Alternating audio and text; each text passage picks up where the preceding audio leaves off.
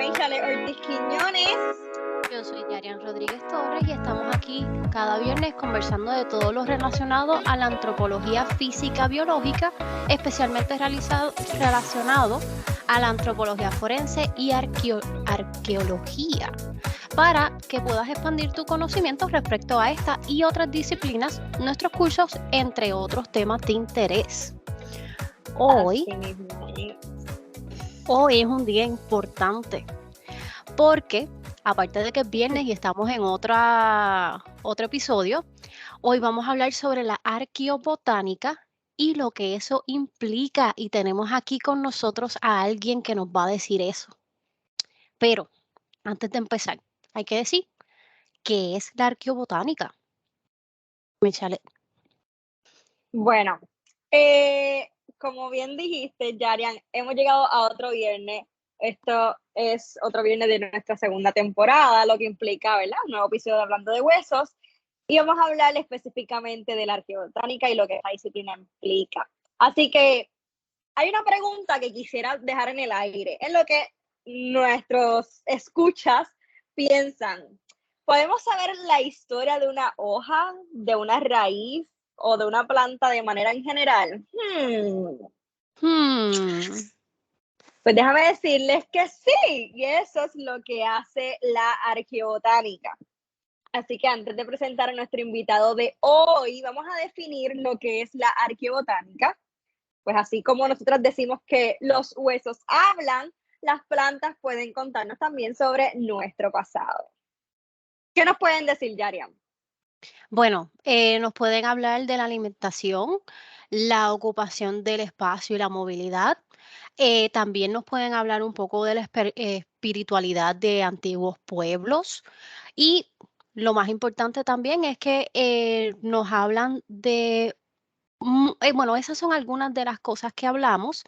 Y realmente quien aborda esto es el estudio de las plantas o esa arqueobotánica. Entonces, debido al protagonismo que el mundo vegetal tuvo en el desarrollo de las culturas pasadas, su estudio se ha convertido en una rama de la investigación arqueológica, que se llama la arqueobiotánica, lo cual entra la posibilidad de abordar una gran diversidad de temáticas a través del análisis de la relación entre las plantas y el ser humano. Así mismo es. Así que las plantas a lo largo de la historia humana, pues, ¿verdad? Cumplen un rol bien fundamental, no solo desde la importancia de la agricultura, sino desde los inicios, ya sea como parte de la dieta, de los sistemas sociosimbólicos de los grupos, y así también como parte integral de la cultura material. Pero para profundizar más sobre esta disciplina, tenemos hoy la oportunidad de entrevistar al doctor José Julián Garay Vázquez, quien es arqueólogo ambiental, es puertorriqueño, tuvo un bachillerato en antropología con énfasis en arqueología de la UPR de Río Piedras, ¿verdad? La Universidad de Puerto Rico, recinto de Río Piedras, donde aquí todos somos gallitas y jerezanas. Cuenta con una maestría con distinción en arqueología ambiental de University College London y realizó su doctorado en arqueología ambiental de University College London, donde hizo su investigación en arqueobotánica del Caribe bajo el microscopio de la tierra a la placa en la comprensión de la dinámica precolonial de uso de plantas autóctonas de Boriquén, Puerto Rico. Bienvenido a Hablando de Huesos. Ay, muchas gracias por esa introducción. Para todos aquellos que nos escuchan, pues nuevamente mi nombre es José Julián Garay Vázquez y es un placer que me tengan aquí. Entonces, primero que todo, queremos saber de ti. Danos un resumen, ¿cómo fue este estudio? ¿Cómo te formaste? Dame un poquito, ¿qué es esto de arqueobotánica? ¿Por qué te gustó? ¿Y cómo llegaste aquí? Ay, eso es una historia bien graciosa, porque originalmente, pues, en mi formación académica, cuando yo comencé estudios en arqueología en el pregrado, en el bachillerato, pues mi interés en una forma más general siempre ha sido pues el estudio de la comida. Y entonces, pero originalmente yo quería hacer zooarqueología. Que la zooarqueología pues es el estudio de los restos de animal que pues tanto como la gente consume o la gente pues tenía mascotas, otras cosas así, y pues esos huesos pues quedan ahí en el récord arqueológico. Y pues yo decía así como que, yo quiero zooarqueología. Y luego pues cuando sigo formándome y pues tomo la maestría, me di cuenta que eso no era lo que quería. Es mira, yo cogí un curso de eso en mi maestría, obviamente, pues como antropólogos parece teníamos que coger como un curso, y a nivel algo aquí un paréntesis, porque yo también dije lo mismo, yo dije, Dios mío, el que vaya a especializarse en esto le tiene que gustar, porque yo quería morir, yo quería, empezando el curso, yo quería terminarlo. Obviamente ayuda muchísimo el conocimiento en el field, pero no es como que para uno especializarse, eso de verdad tiene que gustarle a uno. Pero Sí. ajá, te entiendo. Sí. No, y también en realidad el problema eran las limitaciones pues del lugar donde estaba estudiando, porque pues en Inglaterra, en UCL, mi interés siempre ha sido arqueología precolonial, y de todo aquello que es antes de la conquista, y entonces pues cuando tomo los cursos es todo así tipo animales europeos, que si la vaca, que si el cerdo, el caballo, y yo ahí como que, ay, no, no. Y pues sí, es interesante y uno puede sacar mucha información, pero pues para mí no me llamaba tanto la atención. Y entonces pues ahí es que descubro la arqueobotánica, específicamente dentro de la arqueobotánica, el análisis de restos carbonizados de plantas o la macrobotánica. Y entonces, pues eso fue como quien dice así, tipo amor a primera vista. Qué bueno. Sí, aunque anteriormente a eso, pues sí, yo había, como decir, flirted, como que así Ujú. tipo, la arqueobotánica, pero fue por el ámbito de los microrestos, en los fitolitos. Yo me acuerdo Y de eso. sí, entonces pues los Pero eso es fitolitos mucho son, más complicado que estudiar los restos de los animales. sí y Como, no.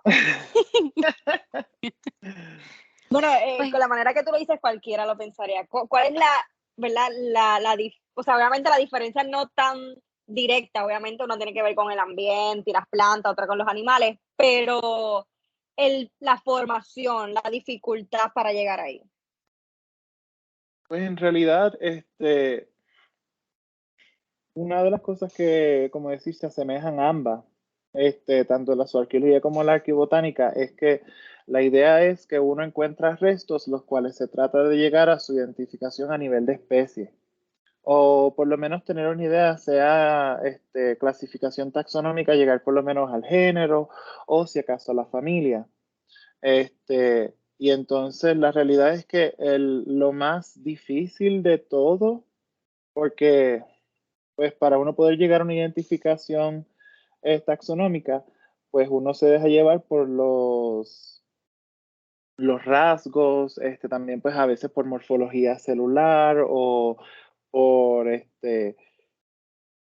cómo se ve el objeto de estudio, sean huesos, sean restos de plantas. Eh, y la realidad es que es algo que, pues sí, al principio pues puede ser un poco técnico, un poco difícil, no sé qué, pero la realidad es que es algo que la única manera en que uno en realidad puede llegar a entender y como decir, terminar siendo alguien que como decir, un pro en eso es Ajá. práctica.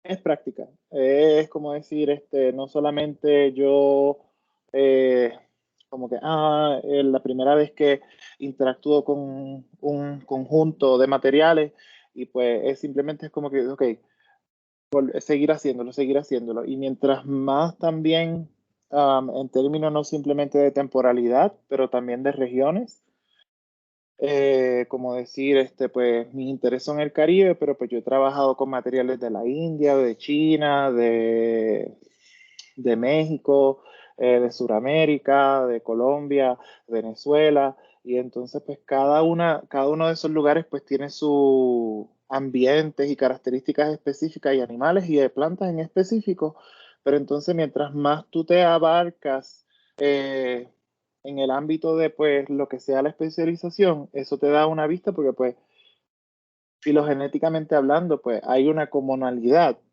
Ujú. Y entonces, pues mientras más uno va viendo, pues como que, mira, qué sé yo, están unas gramíneas o las poaceas, que son pues la familia de los arroces y cosas así. Y es como que, mira, pues esta cosa se parece a esta y esta otra se parece a esta y uno va viendo más o menos las similitudes y eso ayuda a que uno pues no solamente pues aprenda más y sea un pro, pero sino también pues entender que no es tan difícil como se hace ver. Ok, Ya. y entonces vamos un poquito más técnico. ¿Qué? Porque nosotros al principio pues dimos un poco de lo que es la arqueobotánica, pero utilizamos literalmente lo que sale en un diccionario. Tú que has trabajado en este ámbito, ¿cómo tú dirías que es la arqueobotánica en palabras sencillas? Ok. um, Creo que algo importante que me gustaría mencionar antes de decir cómo decir qué es la arqueobotánica es que Ujú. hay otra palabra que tal vez los oyentes o ustedes mismas hayan escuchado, que es la paleoetnobotánica. Sí, a eso Sí. vamos después, pero wait. Ok.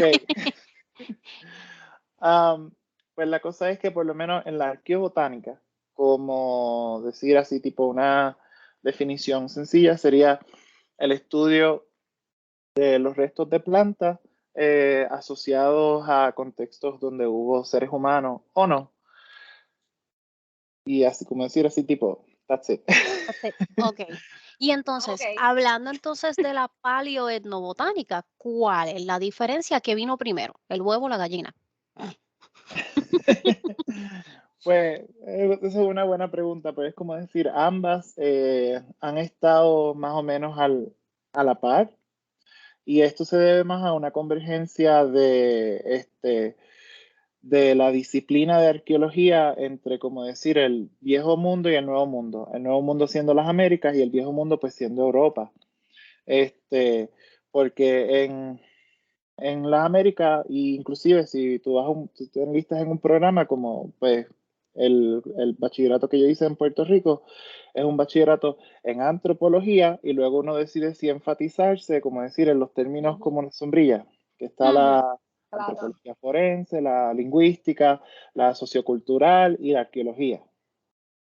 ujú. Y entonces, pues como decir, la antropología acapara esas cuatro y esa es la forma y la visión de las Américas. Y entonces en Europa, la arqueología y la antropología están separadas, son dos vertientes distintas.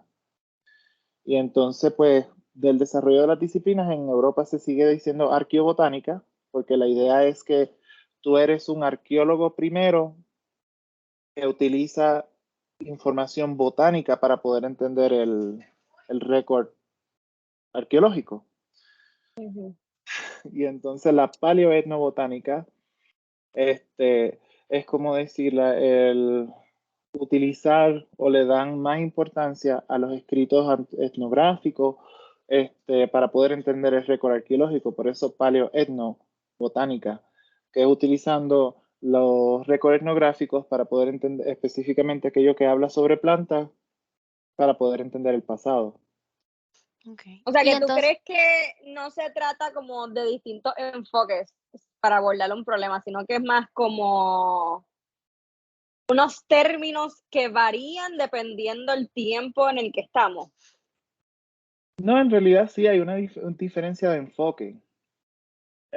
Y creo que la forma más sencilla de explicarlo sería decir, como decir, en el viejo mundo se le da mucho énfasis a la metodología, los procesos tafonómicos, el entender el objeto, como decir, el objeto arqueológico.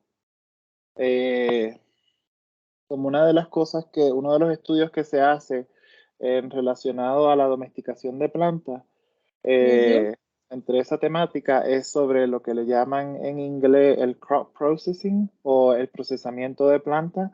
Y es ujú, básicamente esa cadena operacional desde el punto en que yo cosecho una planta, y la hago un producto comestible.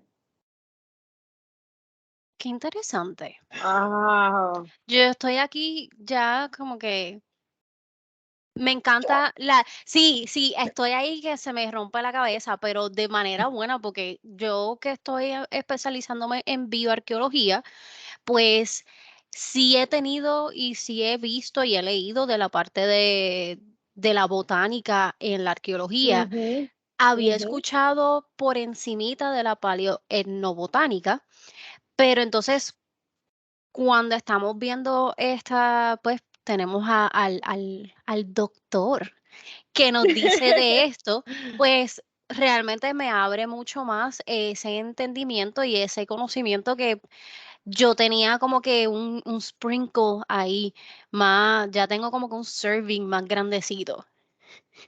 Sí, más o Entonces, menos una idea y ahora escuchar como que tantas cosas que se pueden realizar. Como que, wow. sí. Y entonces, hablando de cosas que podemos realizar, ¿qué métodos, técnicas, instrumentos se utilizan en la disciplina para saber la dieta de los antepasados? ¿Trabajas, por ejemplo, con los isótopos estables? ¿Son otra cosa completamente? Háblanos un poquito más de eso. Ok. Pues depende dentro, cuando tú empiezas a, como decir, me interesa estudiar plantas. Así uno bien, bien como que, ay, sí, las matitas me gustan.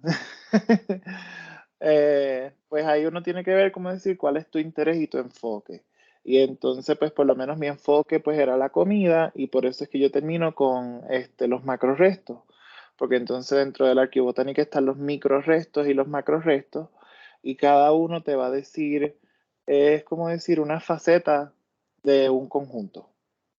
Ok, Y entre los microrestos están los almidones, los Ujú. fitolitos y el polen. ok, Y entonces, pues cada una de esas tres, pues como decir, el polen te habla sobre las plantas, pero a un nivel más grande, más macro, y como decir, cambios ambientales, a grande escala, como decir, era una área que era boscosa y luego pues cambió el clima o hubo algo o los humanos intervinieron y entonces pues es una zona de sabana ahora. Y ese tipo de información pues te habla de procesos más grandes, tanto como decir los efectos del ambiente o los efectos de la gente en un espacio en general. Los fitolitos más o menos también te hablan de esas porque los fitolitos son fósiles de sílica, como decir la planta cuando está viva y tú le echas mm, agua. Ajá. Pues entre todas esas cosas que absorbe a través de la raíz de los nutrientes está la sílica, que la sílica pues es arena. Ujú. Este, ujú.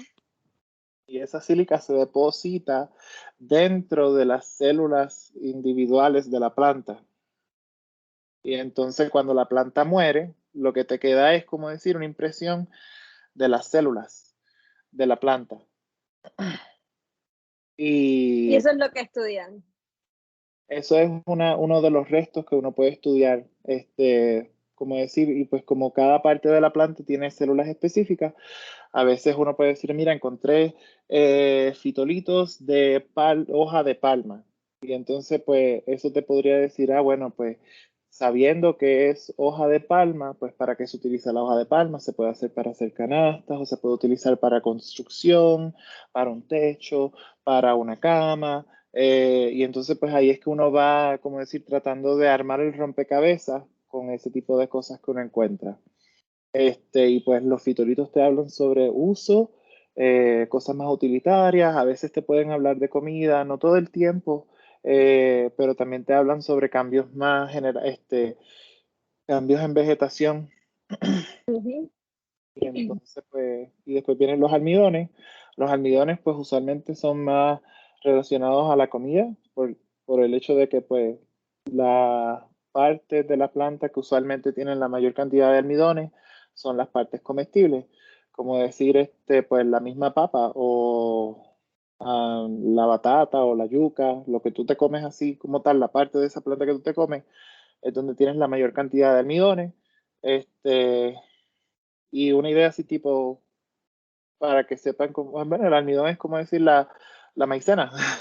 Exacto. Esa, Claro. Sí, y entonces pues eso pues se encuentra usualmente asociado a implementos de uso de cocina, como lo que serían las joyas de cerámica o las piedras de molienda. Y entonces pues es como decir la idea de que tú estás utilizando un mortero de piedra y pues claro, uno lo limpia, pero pues hay grietitas Residuos. entre eso. Ajá. Y entonces pues mientras uno lo usa por muchos años o tal vez muchas generaciones, pues eso se incrusta ahí. Y más o menos pues uno puede tener una idea de lo que de lo que la gente estaba procesando. Así que tú eres el detective del detective. Pues tú vas ahí a las cosas. Wow. Yo Ok. me Y imagino ahora toda la entonces, gente van a querer ir a buscar los, los Sí. materiales de cocina y ver. sí, Sabemos lo tuyo. y Wow. entonces pues la que yo hago, que es pues la de macrorestos, que específicamente son los carbonizados, pues porque dentro de los macrorestos están las cosas disecadas, o sea que se preservan porque es contexto de desierto, como todas las cosas en Perú o en Egipto o en el Medio Oriente, que tienes contextos así secos y pues se preserva así tal cual. Um, y está también waterlogged, esa sí todavía no la he podido conseguir una traducción de esa palabra, pero es básicamente materiales de planta que se preservan en condiciones anóxicas o bajo agua, y entonces pues también se preservan tal cual. Y pues las carbonizadas, que es pues que le pegaron fuego. Que de hecho el waterlord también se quedan incrustados, ¿verdad? O su marca, ¿no? Su huella también se queda en los restos humanos, porque dentro, ¿verdad? De la antropología forense, que es mi especialidad, pues vemos también esas marcas de waterlog en los restos. O sea, que esto es bien interesante porque obviamente Sí. la antropología es una sombría, como tú dices, y hay muchas subdisciplinas, pero todas se conectan. Sí, todas trabajan en el mismo lugar. Y entonces habías hablado del cambio climático de casualidad. El uno estudiar la arqueobotánica o la paleoetnobotánica te da información sobre la contaminación ambiental o los cambios que se han hecho en una región o en un área en específico. Sí, de hecho, con mi mentor en UCL, el profesor Dorian Fuller, él, además de ser arquivotánico y de trabajar la mayoría del viejo mundo, uno de los proyectos que él tuvo, de los cuales pues yo pude interactuar un poco, era un proyecto sobre el arroz, porque es como decir el arroz a través de los macros restos. A veces uno piensa, pero ok, tienes un macro resto, pero ¿cómo te va a hablar eso de cambio climático? Y entonces ahí es que viene lo que sería pues el modo de agricultura, porque como decir, cómo yo planto y hago más arroz. Ok, Y entonces pues en el proceso de que el arroz se domestica y se convierte en una planta pues que todo el mundo quiere comer, eh, originalmente el arroz silvestre o en su forma no domesticada, pues era una planta que se cultivaba a partir con agua de lluvia. O sea, no se ok. tenía el arroz en los camellones estos inundados. Eso es algo que viene después. Y entonces el efecto que ocasiona no solamente la domesticación, sino que también la transición de ir cultivando arroz que es en áreas pues no inundables y se utiliza la lluvia como decir en la fuente de agua a ir a los camellones inundados.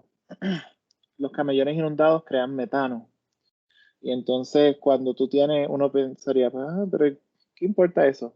La cosa es que cuando tienes cultivos, no a grande escala, sino como decir, todo el mundo está haciendo camellones inundados, como lo que pasa en la China y en Ujú. partes del sureste asiático, donde cuando la transición y todo el mundo dice, vamos a empezar a hacer arroz ahora.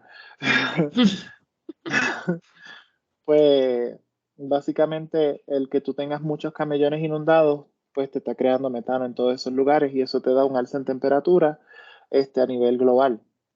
Y entonces, Wow. inclusive eso ocurre, tú sabes, millones de años atrás, mucho antes de lo que sería el alza de temperaturas ocasionado por la era industrial, la revolución industrial. Ujú.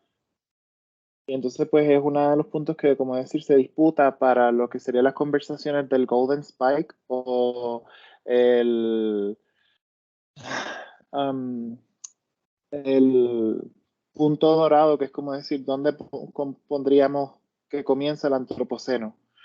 Porque se Ok. dice, pues el antropoceno, que es como decir, en el punto en el cual los seres humanos hemos cambiado tanto el clima y afectado tanto que ya no es algo natural, sino que es algo inducido por los seres humanos. Y entonces Como están los ahora. puntos, ¿sí? Pero la cosa es que para decir es un efecto que se tiene que ver a nivel global geológicamente hablando, y entonces pues o, o es la era industrial o es la revolución industrial que tienes evidencia de los contaminantes en las catas de hielo en el Polo Norte, o es la radiación a través de cuando se empezaron a hacer las explosiones de bombas nucleares, que Ujú. los isótopos radiactivos, pues se siente, básicamente te permea el globo terráqueo, o la supuesta llegada de Colón a las Américas, que se murieron tantas personas indígenas que hubo una baja en temperaturas de 3 grados a nivel global, y entonces pues el arroz como un cultivo, cuando se empieza a domesticar, pues también algo que pues se podría utilizar como ese punto.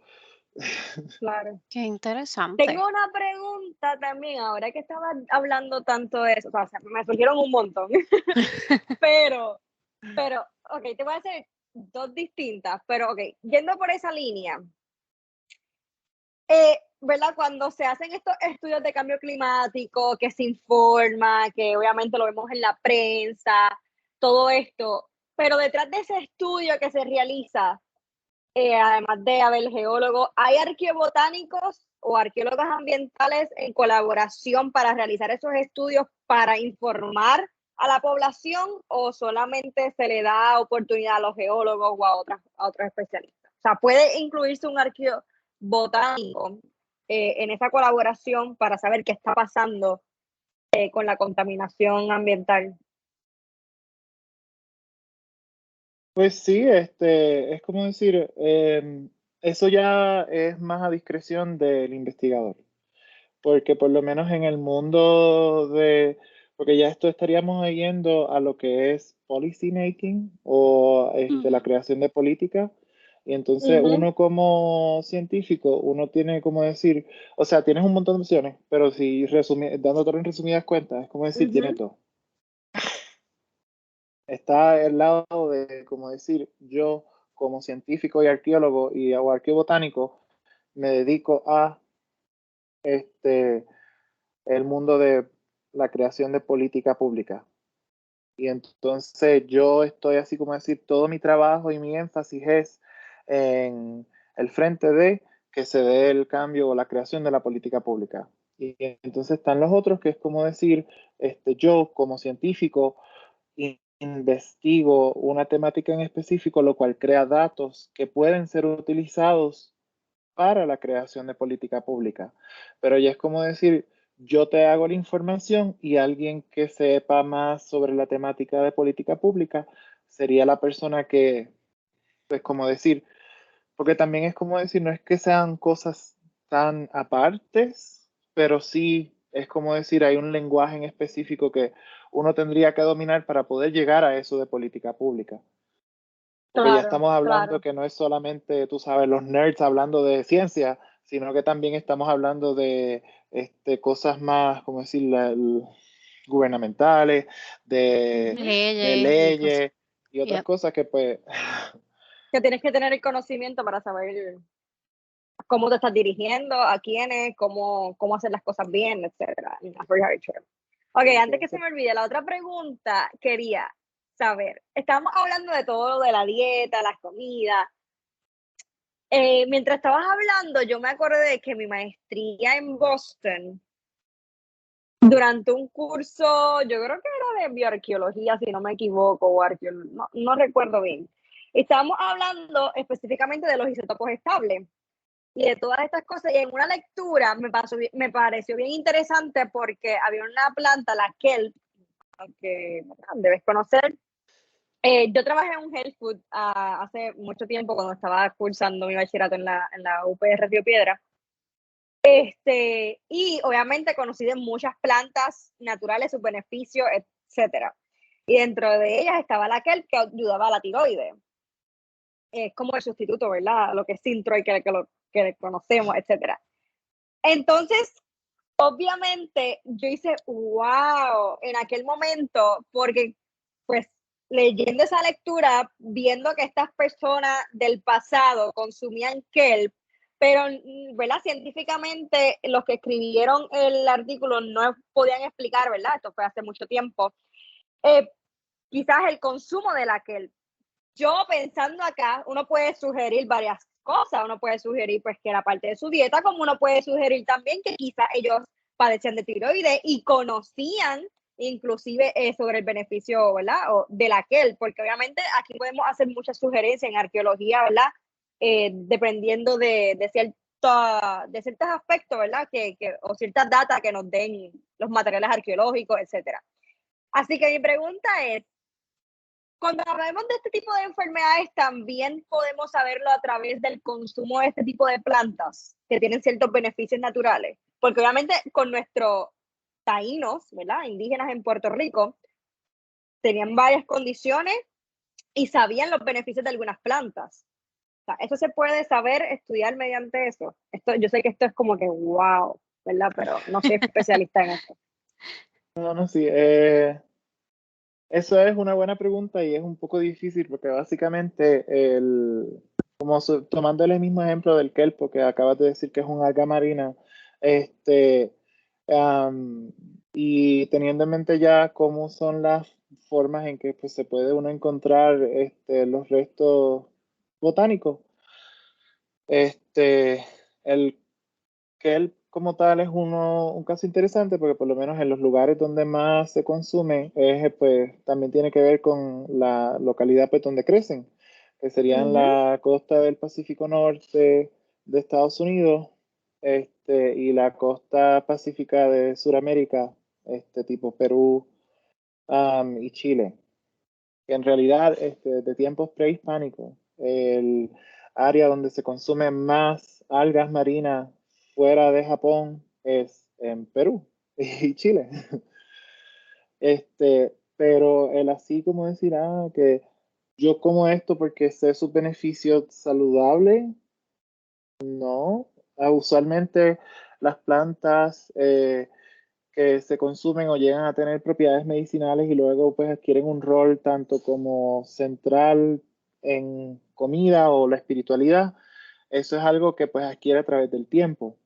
Usualmente y eso lo podemos ver, aquellos que les gusta leer etnografía, una de las cosas que les recomiendo mucho, como decir, no talcarse, es que pues se lean tanto historias de creación o, entre comillas, mitología, pues de los grupos originarios, porque muchas veces en esas historias es que está cómo es que ciertas plantas llegan a tener ese rol en particular, tanto sea medicinal o comestible o espiritual o lo que sea.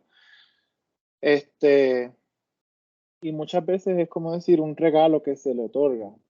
Algo que no se sabía de nada de eso y luego es como que, pues mira, o lo vimos de que cierto animal, porque hay muchas historias donde son ciertos animales, como decir, el animal tal nos enseñó a comer esto, como en Norteamérica, en Canadá, está el guapato, que es una papa acuática, o sea, no es papa, pero es sí, parecido a una papa acuática y es como decir, es un regalo que les otorgó una grulla y entonces pues hoy día se ve que la grulla es como decir uno de los animales que pues la consume y esto y lo otro y entonces a través de ese tipo de cosas como decir es un regalo que nos otorgó ese animal o es un regalo que nos otorgó el gran creador a través de ese animal o esa entidad.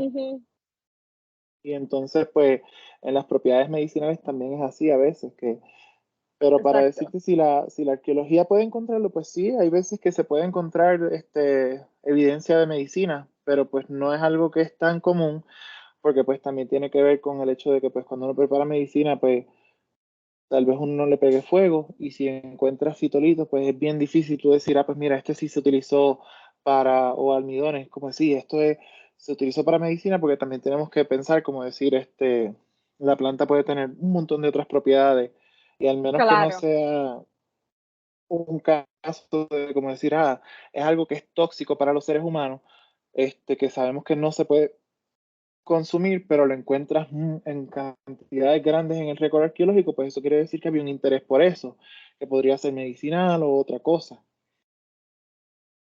Qué brutal. Qué Sí, yo interesante. estoy aquí como que no sé si hacer un minor en eso ya. Bueno, me imagino que las personas que nos están escuchando deben estar igual, o quizás Sí. hemos aclarado algunas de sus dudas, pero de igual manera quería hablar de tu investigación, ¿verdad? Que la mencionamos ahorita, que la hiciste en Arqueobotánica del Caribe. Ujú. ¿Qué te llamó la atención? Obviamente lo hiciste con el uso de plantas autóctonas de tu país, de Puerto Rico. Pero ¿qué te impulsó a hacerlo, ¿verdad? Relacionado a Puerto Rico o a Boriquén, ¿verdad? En una dinámica precolonial. No sé, háblame de esa investigación. Pues una de las cosas que en realidad sí, tipo, tú sabes cómo decir, como que cuando te preguntan, pero ¿y ¿por qué tú tiraste arqueología? Y yo como que, bueno, pues, en realidad el interés mío viene de la idea esta del mito de extinción taíno. Ujú. Este, eh, Personalmente, pues sí, yo pues nací en Puerto Rico, pues creciendo, pues sí, se decía como que no, sí, tú tienes ascendencia indígena de Puerto Rico, no sé qué, y era algo pues en mi familia que se hablaba, y era una cosa, como decir, se daba por sentado. Una vez uno empieza a ir a la escuela, que te dicen no, que todos los taínos se extinguieron, y por eso es que traen a los africanos, y no sé qué. Y entonces de ahí es que sale la idea esta de que no, nosotros somos indio, africano y español. Sí, para las Este, personas que nos están escuchando, yo, ¿verdad? Obviamente, la mayoría de son de Latinoamérica, y hago una pausa, pero lo que, ¿verdad? El doctor Julián está mencionando es la historia, ¿verdad? De Puerto Rico como tal, que supuestamente venimos de 3 razas, de esta mezcla de africanos, indígenas y españoles, ¿verdad? Hay una historia atrás de eso, que los africanos fueron esclavos, hubo una mezcla entre ellos, mestizos salieron ahí, todo eso, o sea que lo pueden buscar en internet, podemos hablar después más de eso, pero quizás no es la misma historia, ¿verdad? Que otro país, que aunque tienen, ¿verdad? Ujú. Pues raíces indígenas, aztecas, por ejemplo, en otros países como México, etcétera, pues en Puerto Rico, pues esa es nuestra historia precolombina, Sí. para que sepan. Ok, seguimos. sí, y entonces pues eh, nada, eso fue como decir, yo decía contra, pero y entonces luego entras a la universidad y se sigue dando la misma historia, desde la misma perspectiva, e inclusive se torna un poco sombrío, porque pues en la UPR pues uno escucha así como que no, que la gente que reclama sus raíces indígenas, eso es falso, porque todos están extintos, e inclusive se ha utilizado los récords históricos, específicamente los que son el registro de personas que se tenían en las haciendas, como decir, mira, El censo. el censo, los censos de las haciendas, como decir, mira, luego de los 1650 dejaron de haber indios porque no salen en el censo, y es como que, ok. Sí, Y entonces, pero pues, pero sí, exacto, y si hablamos de eso, pues hay que tomar en consideración, Puerto Rico tiene una crisis de identidad gigante, porque los censos de ahora todavía no sabemos ni siquiera qué contestar, blanco, negro, mestizo, mezclado, La más de mayoría una son raza. blancos. En Sí, el censo nosotros la no, mayoría son blancos y salimos a la calle y ¿dónde están? O sea, somos sí. trigueños, no somos Y entonces, blancos. exacto, decimos como que, por ejemplo, yo que soy más clarita, pues yo digo, no, es que yo no soy demasiado oscura para decirme que soy trigueña, pero me voy a Estados Unidos y me dicen, ¿qué tú hablas? Tú eres negra, porque ellos tienen una idea completamente diferente de lo que son las razas. Que eso sí es algo interesante que podemos hablar en otro episodio. Sí. Definitivamente. Sí. Apuntado.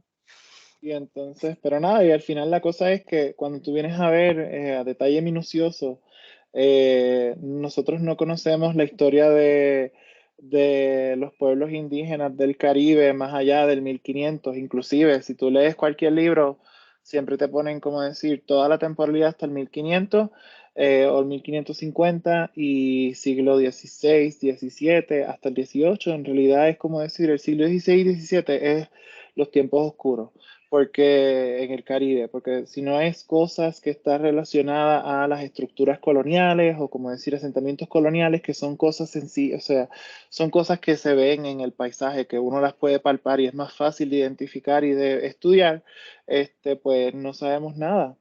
¿Qué pasó con esos grupos indígenas durante ese tiempo? Pues mira, eso sería el punto importante e interesante de ver porque durante esa etapa del siglo XVI-XVII es que luego tenemos el siglo XVIII donde tenemos una abundancia de información que ya ahí para el siglo XVIII estamos hablando de los indoborincanos, que es como decirlo, indígenas boricuas o borinqueños y un montón de otras terminologías sobre identidad y nacionalismo que luego pues lo tenemos en lo que tenemos hoy día. Y entonces pues Ujú. sería interesante ver cómo se va formando y se van cuadrando esas interacciones para pues que nosotros seamos lo que somos hoy. Pues Wow, interesante. literal. Por lo Bueno, creo que menos, estamos. Ajá, cuenta, Yarian. sí, no, eso mismo iba yo. Que realmente quiero darte las gracias por coger un poco de tu tiempo y hablarnos, aceptar esta invitación para que muchos hispanoparlantes sepan lo que es la población de nuestro podcast, que pueda escuchar y sepa de estas otras áreas que no son tan conocidas y que es mejor manera de que alguien que sea un doctor en el área nos hable de eso. Así que muchas gracias por tu tiempo, muchas gracias por educarnos sobre tu disciplina. Te deseamos el mayor de los éxitos en todo lo que te propongas y estamos aquí para ayudarte si lo necesitas. Sí, y para que las personas que nos escuchan quieran contactarte o saber más de tu trabajo, ¿dónde pueden seguirte? Primero, pues muchas gracias por la invitación. Ha sido un placer el poder yo compartir un poquitito así de las loqueras que yo hago.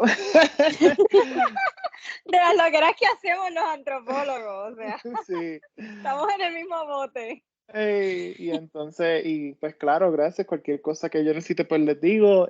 Para aquellos que me quieran, pues quieran saber un poco más de mi trabajo, pueden buscarme por Instagram. Yo no me sé mi handle, después le dan tag por ahí. Yo No, creo no que te Este, preocupes, lo vamos yo a creo que poner en Heartbot, el. sí, yo creo que Heartbot Garay. ajá, Pero sí, cualquier ese. cosa lo ponemos en las notas de este episodio y algún email o algo parecido si alguien quiere conocer más, quiere adentrarse en esta disciplina. Pues LinkedIn, Eh, Exacto. LinkedIn, ay Dios mío, yo pongo LinkedIn, LinkedIn. eh, ¿Entiendes? pues sí, mi correo electrónico es j.j.garay Vázquez @exeter.ac.uk. Actualmente pues yo vivo en Inglaterra, soy un postdoc en la Universidad de Exeter y pues cualquier cosa me pueden contactar. Así que Perfecto, para pues las personas que les interese seguir en esta disciplina, yo creo que el mejor contacto es el doctor José Garay. Así que exacto. muchísimas gracias, de verdad. Muchas Gracias, gracias. Y Sergio. entonces, si te identificas con Hablando de Hueso, recuerda poner recordatorio todos los viernes, todos los viernes, todos los viernes. Y no te puedes perder porque el próximo episodio vamos a tener a otro invitado sorpresa. Así que, Así mismo es. Si hay algún sí, tema que quieran que discutamos por aquí, si tienen preguntas, búsquenos y escríbenos a través de nuestras redes sociales, tanto en Facebook como Hablando de Huesos, por Instagram Hablando de Huesos, o en nuestra página web www.hablandodehuesos.com, y en las notas del episodio te vamos a dejar los enlaces de contacto. y si encuentras valor en nuestro contenido, comparte este episodio en tus redes, en tus chats y recuerda dar tu reseña en Apple Podcasts, Spotify, YouTube y cualquier plataforma digital donde nos escuches. Nos vemos el viernes. Bye. Bye.